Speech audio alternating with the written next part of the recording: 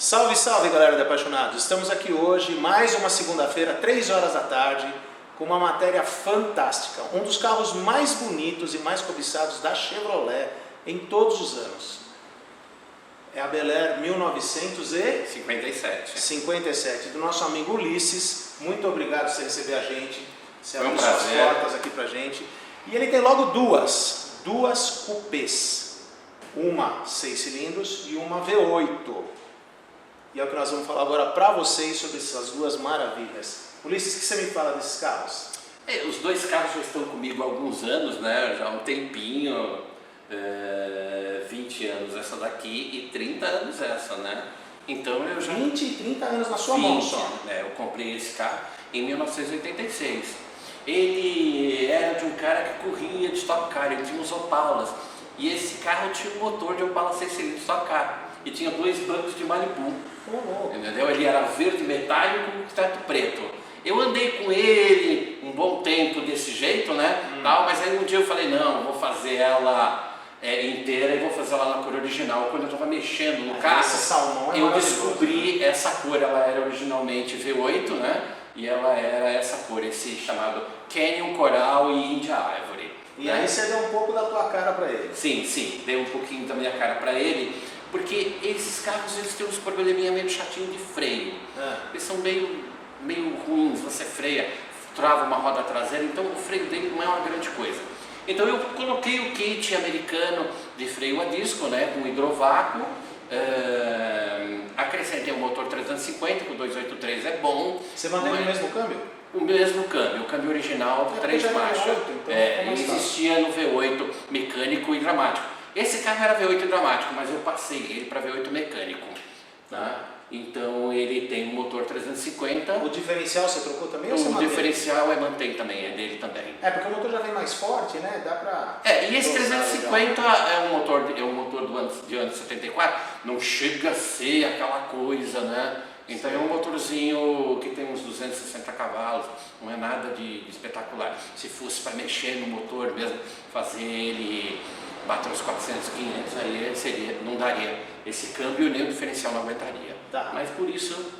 E essa preta aqui? Esse aqui é uma outra paixão, porque quando eu iniciei no carro antigo, em 1979, em 1980, eu fui numa exposição da Hípica, né? E eu fazia anos que eu não tinha visto um 57 luxo, coupé, sport coupé, porque o meu primeiro carro foi um 4 portas, 150, um modelo muito peladinho, né?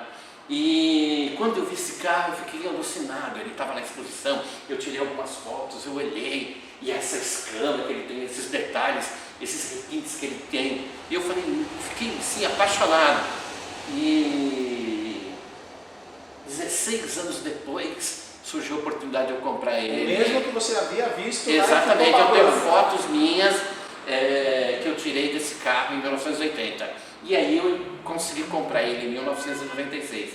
Deixa eu só falar um negócio pro pessoal. 21 anos atrás. Esse exemplo que ele acabou de dar, ele viu o carro, se apaixonou, guardou com ele essa paixão, né? E 16 anos depois ele conseguiu buscar o carro. Fica isso de lição para todos nós, para vocês que estão assistindo, nunca desistam de realizar o seu sonho, que foi o que aconteceu com ele. Eu sou meio barrento. Quando eu cismava com um carro, eu percebia ele até... E esse também foi uma história assim. Também? Porque o cara, eu fui na casa dele, ele corria com uns Stock Car, uns Opalas, ele tinha colocado o motor de Opala desse carro 250S, e ele não queria vender. E eu fui, tentei fazer uma troca com ele, tentei comprar várias vezes, e ele não vendia o carro. E ele comprou uma oficina, lá perto do Ipiranga.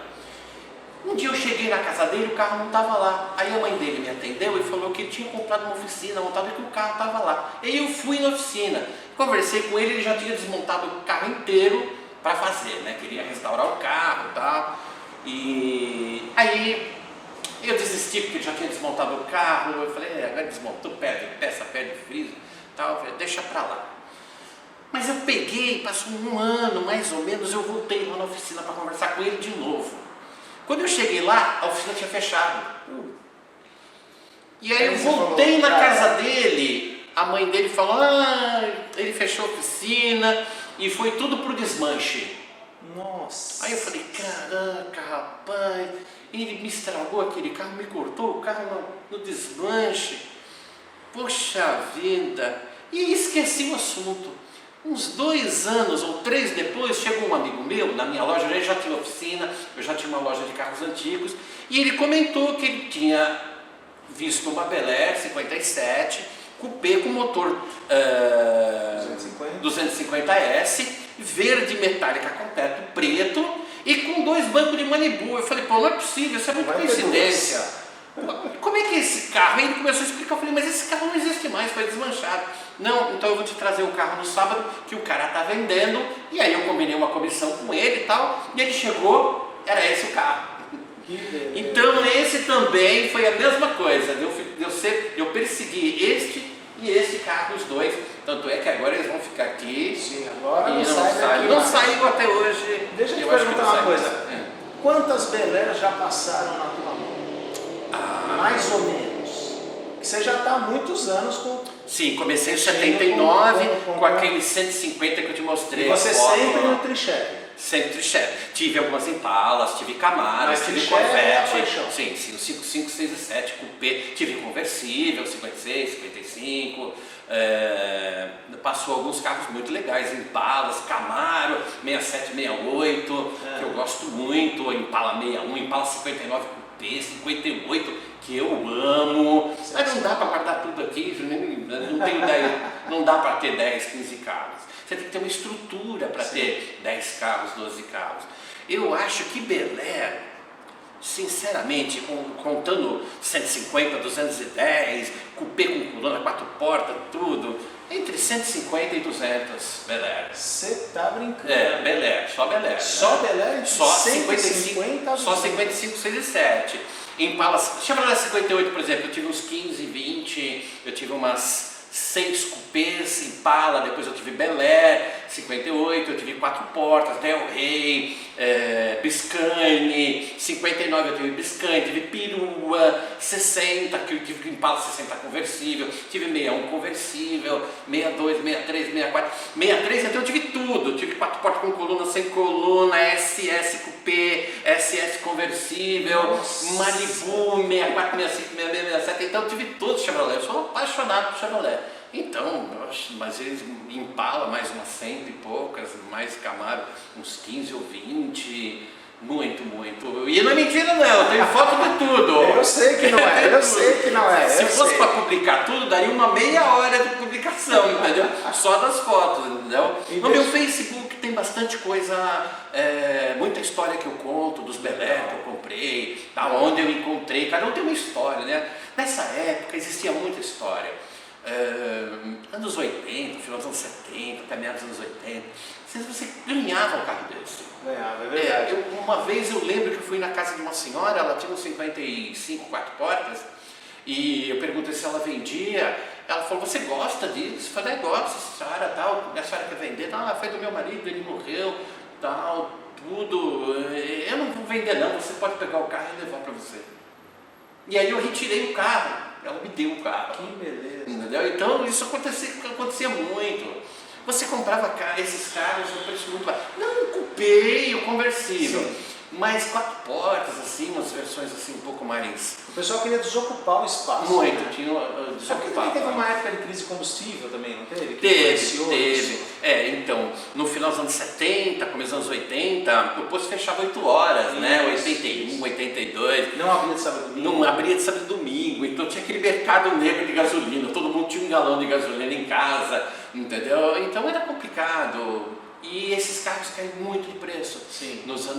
Final dos anos 60, né, começo dos anos 70, e depois nos 80 aconteceu a mesma coisa. Já no meados dos anos 80, eles começaram a serem percebidos. Então, você via que as pessoas já tinham preços altos, já não era tão barato. E hoje, nem se falar, né? Hoje, uma carcaça de um 4 portas com coluna standard já é uma fortuna. Sim. É o preço de um carro 0 km. Carro sem documento. Exatamente, com placa amarela, e aí é uma canseira para você fazer o documento. Naquela época não tinha nada disso, era um pedaço de papel que você assinava, um recibo que você fazia à mão. E aí reconhecia o recibo facilmente, então era tudo muito mais fácil. É verdade. Hoje em dia é muito complicado. Deixa eu te perguntar uma outra coisa. Nesses dois carros, eles são muito parecidos, apesar de uma ser V8, outra 6 cilindros e V8, né? O que tem um diferencial, um acessório que te agrada muito, que te chama a atenção, que você fala, pô, esse acessório é aquele acessório assim que eu não consigo esquecer? Esses carros Eles são têm fantásticos. muitas coisas, mas qual que mais te atrai? O que é legal nesses carros, que a GM ela deu um bote muito grande em 1955. Quando ela partiu do 54 para o 55, A mudança foi uma revolução fantástica. A partir de 1955, o carro existia também, além do carro, um pacote de acessórios. Então tinha molduras de para-choque, frisos, molduras, ar-condicionado, direção hidráulica, vidro verde degradê, acessórios de painel, muito acessório, kit continental, muitas coisas. Calotas diferenciadas? Calotas diferenciadas, tinha calota raiada no 55, no 56, no 57 não, tinha só o cubo rápido a mais, ou ela era comum, ou ela era aquela calotinha de 1000 Olympus Standards, que era pequenininha, ou essa calota que é a top com o cubo rápido. Mas o que eu gosto mesmo são aqueles acessórios que só tinham nos carros mais luxuosos, como o Lincoln, o Cadillac, que é o banco elétrico, o vidro elétrico. Alguma dessas aqui tem uma elétrico as duas? O que uma tem, a outra não tem, entendeu? Esse tem o V8 e essa é 6 cilindros. Esse daqui tem o vidro elétrico e banco elétrico, vidro verde degradê. Esse não tem, mas tem o vidro verde degradê. As duas têm o cubo rápido e o friso da caixa. Essa daqui tem a moldura da traseira na tampa da mala, né? Esse aqui tem o porta-lenços e o leitor de semáforo. Para aquelas ruas que é uma subida, descida, para você não colocar a cabeça para frente assim, aquela concha ela reflete a luz do semáforo, né? E também tem bússola, tem muitos outros acessórios. Esses carros têm muito pacote de acessórios. Essa tem bússola? Essa não tem a bússola, não tem. mas existia a bússola também. Existia uma bússola também. E também um equipamento que eu não sei o nome, eu esqueci, que quando você recebia ele captava a luz e baixava. Exatamente, baixava a luz. Também tinha no Chevrolet 55, 6 e 7, além do ar-condicionado. E vamos contar. O rádio também tinha 3 opcionais no 57. O rádio pelado, o rádio com tecla, né, para você trocar o canal, e um outro chamado Wonderbar, onde você bate numa peça assim, e ele vai caçando a música automático. Um monte de carro. Então isso é muito legal. Vamos contar rapidinho também aquilo que nós até comentamos hoje, da injeção eletrônica que saiu no 57. Isso. Explica para eles. Isso. O Chevrolet 57 é o primeiro carro com injeção direta, um carro americano. Isso foi, esse carro, ele vinha com 4 versões de motores V8, vinha com 2 de 6 cilindros, que é 132 cavalos e 140, e um motor simples 283, um outro um pouco mais nervosinho com quadrijet, um outro mais bravo ainda com quadrijet, e o mais forte que vinha com injeção direta. No lugar do coletor tinha uma injeção mecânica, que ela injetava gasolina. Era uma injeção eletrônica mecânica. Exatamente. Mais ou menos isso, né? Não, era full injection, mas ela era mecânica. Era full injection? Isso. Entendi. Era injeção de combustível mecânico. Exatamente. E ele vinha com um embrasão aqui na lateral, perto da porta, que eram 2 bandeirinhas cruzadas e full injection. A bandeirinha tipo aquela da Corvette. Isso. Entendi. O Corvette 57 também saiu com isso.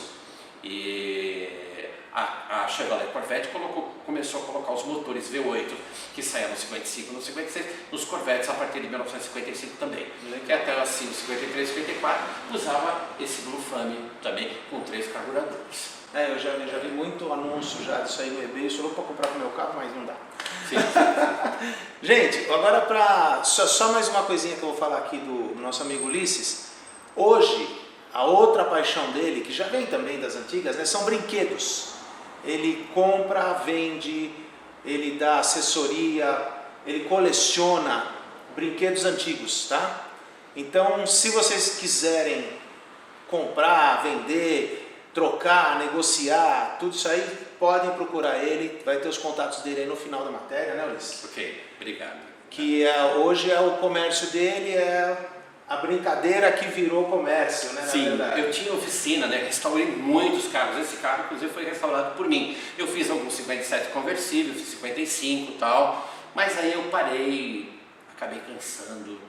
Hoje eu dou assessoria para restauração de carros antigos. Eu estou restaurando, assessorando a restauração do Bel Air 57 conversível vermelho. Então, se vocês precisarem também desse serviço, ele também está aí. Presta essa assessoria. Se for linha Chevrolet, Bel Air, esse aqui é o cara. Vocês têm que falar com Chevrolet, ele. Camaro, Impala e Corvette. É isso aí. Ulisses, mais uma vez, muitíssimo obrigado de você nos receber. Eu agradeço. Ter dado essa aula toda aí pra gente. E ele tem um outro brinquedo. Vocês vão ver mais pra frente, mas aí é uma outra história, tá? Sim, é uma outra história comprida. É uma outra história comprida. Valeu, gente. Curtiu? Deixa o joinha aí, compartilha, se inscreve no canal para receber todas as atualizações. Grande abraço e até mais. Eu tenho paixão por antigos. E você?